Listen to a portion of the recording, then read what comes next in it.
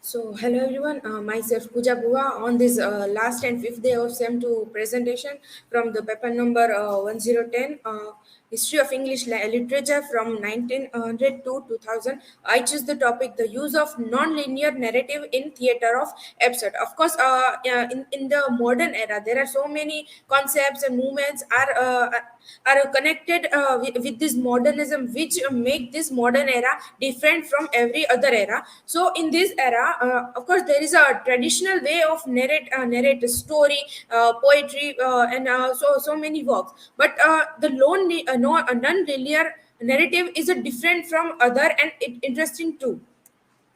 So here are my personal information. Now let's see first what is non-linear narrative. So theater of absurd is known for its obsolete approach to narrative structure, often employing non-linear and fragment storytelling techniques. This can be seen as a reflection of the absurdity of human existence and the disorientation and confusion that can arise from living in an unpredictable and often nonsensical world. It means the absurdity and this non-linear narrative comes from our real life, that our life is unpredictable. We don't know what will gonna happen next. So a non-linear narrative style is a storytelling technique that does not follow a linear chronological sequence of events, like first start, then middle, and then end. No, it's happen differently. Instead, the story is presented in a fragment or non-chronological way, often through the use of flashback, dream sequence, or other techniques that disrupt the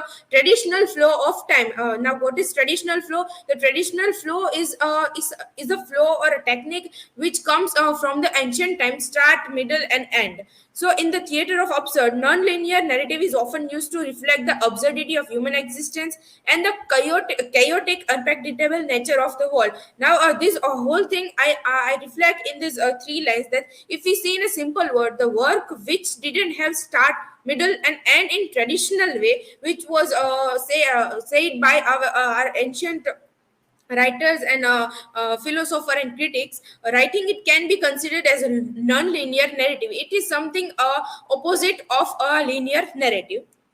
Now, what is the need of this non-linear narrative in the literature? Because every aspects, every topic has different aspects. So, what is need of this non-linear narrative in literature?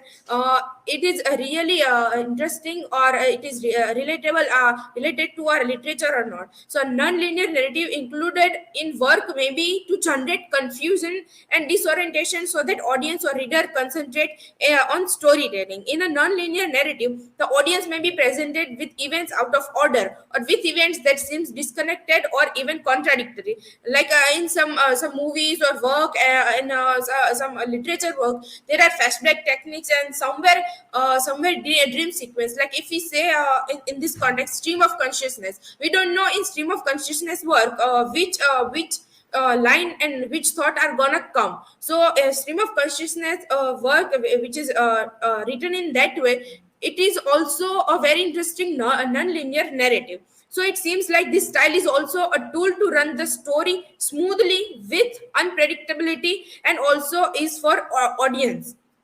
There is a mistake in audience spelling.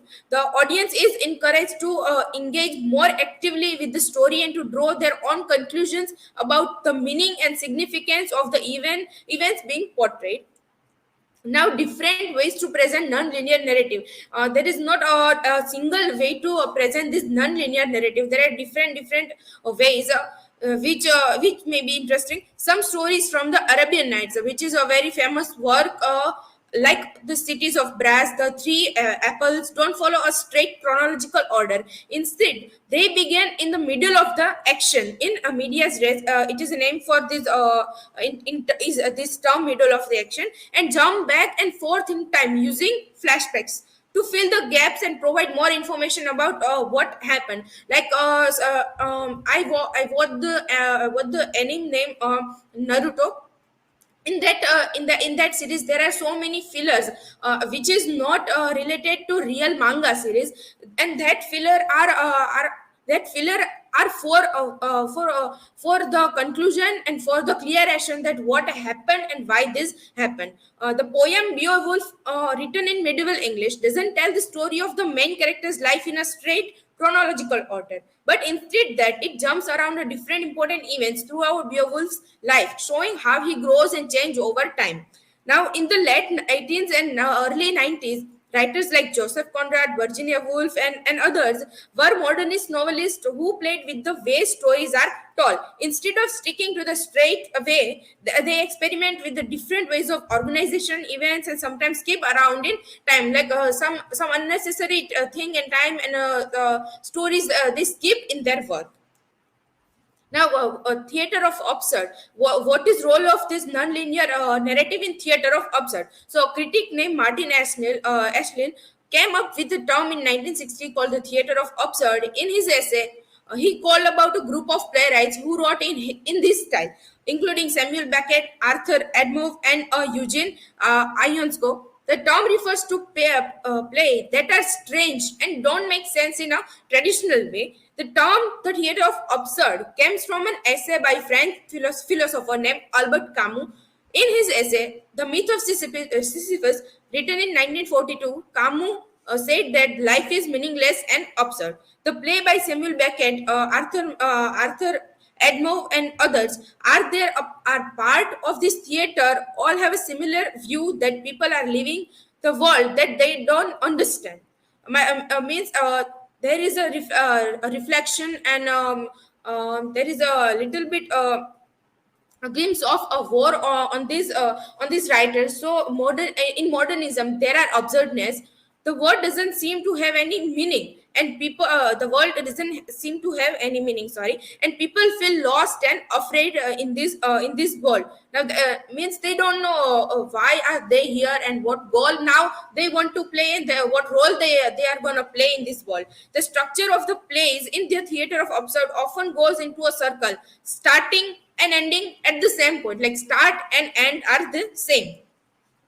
Now, non-linear narrative in Waiting for Godot by Samuel Beckett. Waiting for Godot by Samuel Beckett is a play that employs a non-linear narrative structure. The play structure is not chronological and it jumps back and forth between the different time periods and events. The non-linear structure of the play supports this sense of emptiness, meaningless, and existentialism. Means this play also has some thought of emptiness in it, meaningless. Now, what they are doing, the actions this to Vladimir and Estragon doing, it is meaningless and they has no sense at all. The characters often repeat the same actions and conversation, and that repetition of these actions is a reason, is a cause. Emptiness in the play and a meaninglessness in the play. They are stuck in the action of waiting and not able to move forward. This show how powerless they are to make their own choices, and this might have happened because of the use of non-linear narrative in the play by Samuel Beckett. Now, second example I take non-linear narrative in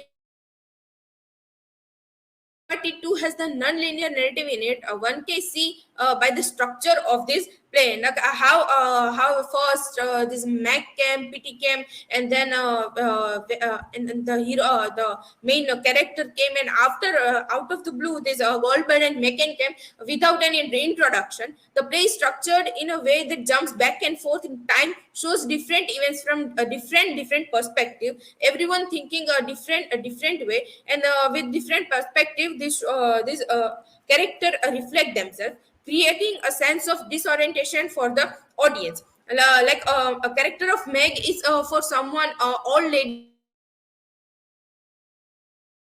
There has so many perspective with every character in this play. The feeling of non-linearity can be reflected through the way everyone feels trapped in that boarding house and can never escape from it. Like there is a trap for everyone, but they cannot see, and that they cannot able to escape too. The way scenes of Stanley Mack, P.T. Goldberg, Becken, and Lulu came one after another, it clearly seems to be a non-linear way of writing. This scene of Lulu came in the play And in the movie cut down by the director can be a hint of unnecessary and non-linear narrative. Like in the original play, there is two or three scenes of Lulu which is connected with this character Stanley, but in the movie there are little bit scene of this Lulu.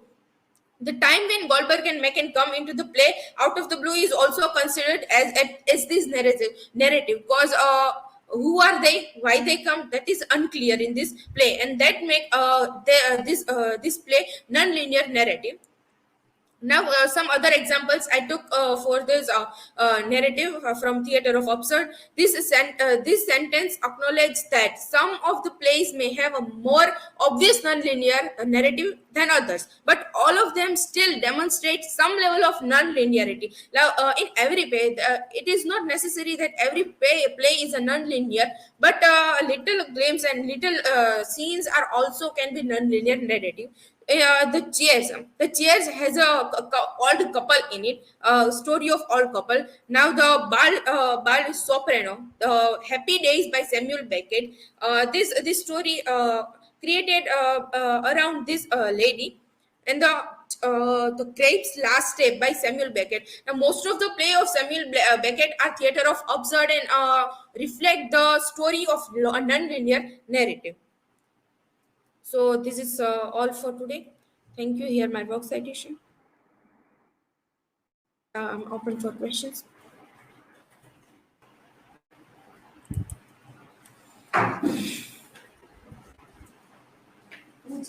What is the importance of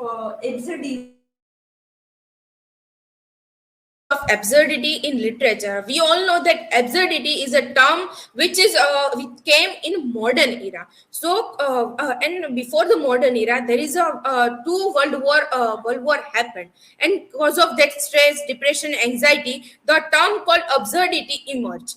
And this in this absurdity there is no meaning, but also there is in that absurdity there is a enjoyness and interest. So like there is a term that art for art's sake is a absurdity, in the same way the absurdity is for something that can be enjoy and that has no meaning. So important in literature is that it is for enjoyment and to understand sometimes that absurdity make no sense, but somewhere we know that absurdity has a little sense if we try to connect with our reality too. Thank you.